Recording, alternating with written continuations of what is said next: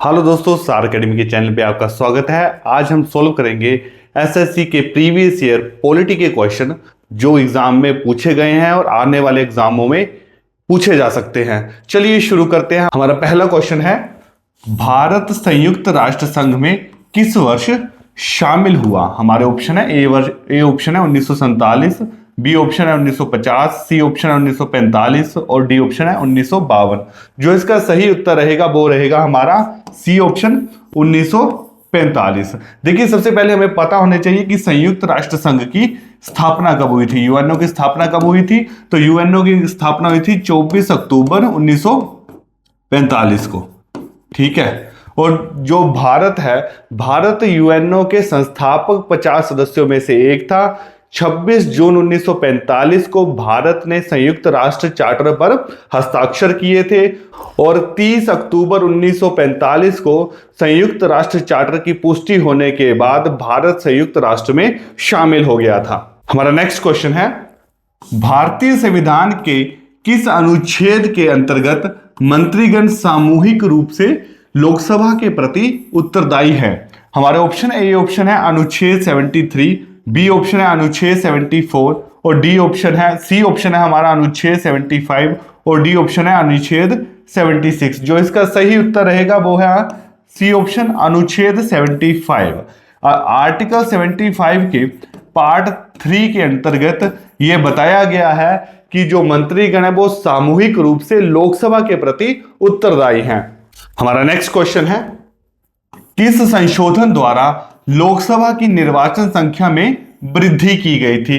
तो हमारे ऑप्शन है ए ऑप्शन है 44वें संविधान संशोधन द्वारा, बी ऑप्शन है 31वें संशोधन द्वारा, सी ऑप्शन है 42वें संशोधन द्वारा और डी ऑप्शन है 40वें संशोधन द्वारा। तो हमारे ऑप्शन रहेंगे, सही जो ऑप्शन है वो है हमारा बी ऑप्शन 31वें संविधान संशोधन 1973 के द्वारा लोकसभा की निर्वाचन संख्या में वृद्धि की गई थी।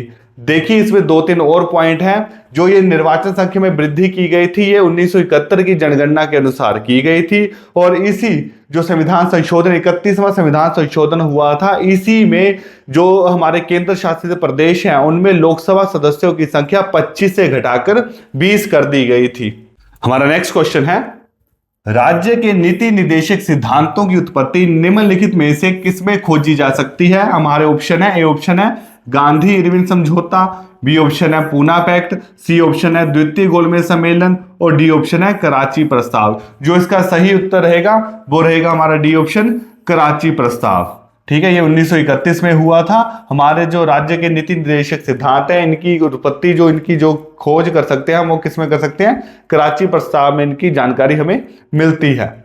हमारा नेक्स्ट क्वेश्चन है, अनुच्छेद 32 भारतीय संविधान के किस भाग से संबंधित है? हमारे ऑप्शन है ए ऑप्शन है भाग 2, बी ऑप्शन है भाग 1, सी ऑप्शन है भाग 3 और डी ऑप्शन है भाग 4। जो सही उत्तर है वो सी ऑप्शन रहेगा भाग 3। देखिए, जो हमारा आर्टिकल 32 है इससे संवैधानिक उपचारों का अधिकार भी कहा जाता है, क्योंकि इसमें अगर किसी भी नागरिक के मौलिक अधिकारों का उल्लंघन होता है तो वो सुप्रीम कोर्ट जा सकता है। हमारा नेक्स्ट क्वेश्चन है, निम्नलिखित में से कौन सा प्रावधान कनाडा के संविधान से भारतीय संविधान द्वारा अपनाया नहीं गया है? हमारे ऑप्शन है ए ऑप्शन है सशक्त केंद्र के साथ संघीय व्यवस्था, बी ऑप्शन है केंद्र द्वारा राज्य के राज्यपालों की नियुक्ति, सी ऑप्शन है उच्चतम न्यायालय का परामर्शी निर्णय और डी ऑप्शन है राज्यसभा के सदस्यों के लिए नामांकन। जो इसका सही उत्तर रहेगा वो डी ऑप्शन रहेगा। ठीक है, जो बाकी के 3 ऑप्शन है ये कनाडा से लिए गए हैं, जबकि जो डी ऑप्शन है ये कनाडा से नहीं लिया गया। तो हमारा सही ऑप्शन जो रहेगा वो डी रहेगा, ये कनाडा से नहीं अपनाया गया है। हमारा नेक्स्ट क्वेश्चन है, निम्नलिखित में से कौन सा संवैधानिक संशोधन शिक्षा का अधिकार प्रदान करता है? हमारे ऑप्शन है ए ऑप्शन है 88वां संविधान संशोधन, बी ऑप्शन है 89वां संविधान संशोधन, सी ऑप्शन है 87वां संविधान संशोधन और डी ऑप्शन है 86 संविधान संशोधन। जो हमारा सही उत्तर रहेगा वो रहेगा डी ऑप्शन 86। ये हुआ था 2002 में। इस संविधान संशोधन में 6 से 14 साल के बच्चों के लिए जो आरंभिक शिक्षा है वो उनका मौलिक अधिकार बन गया था। हमारा नेक्स्ट क्वेश्चन है, निम्नलिखित में से कौन सा संवैधानिक संशोधन शिक्षा का अधिकार प्रदान करता है?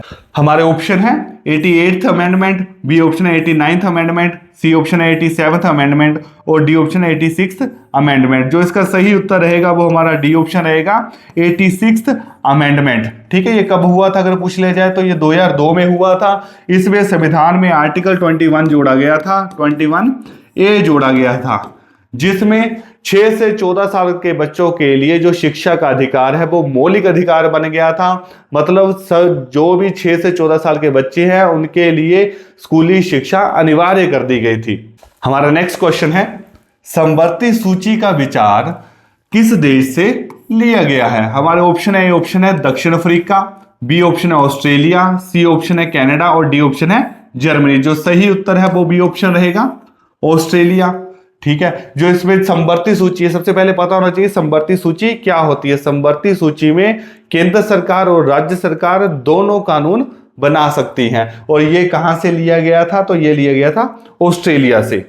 हमारा नेक्स्ट क्वेश्चन है, भारतीय संविधान का अनुच्छेद 21 से कौन सा अधिकार प्रदान करता है? तो हमारे ऑप्शन है, ए ऑप्शन है काम का अधिकार, बी ऑप्शन है गोपनीयता का अधिकार, सी ऑप्शन है समानता का अधिकार और डी ऑप्शन है शिक्षा का अधिकार। जो इसका सही उत्तर रहेगा वो भी डी ऑप्शन रहेगा। अभी पिछले क्वेश्चन में इसके बारे में डिस्कस किया था कि 86वां संविधान संशोधन जो 2002 में हुआ था उसमें 6 से 14 साल के बच्चों के लिए स्कूली शिक्षा को अनिवार्य बना दिया था। मतलब 6 से 14 साल के बच्चों के लिए शिक्षा का अधिकार था जो वो मौलिक अधिकार बन गया था।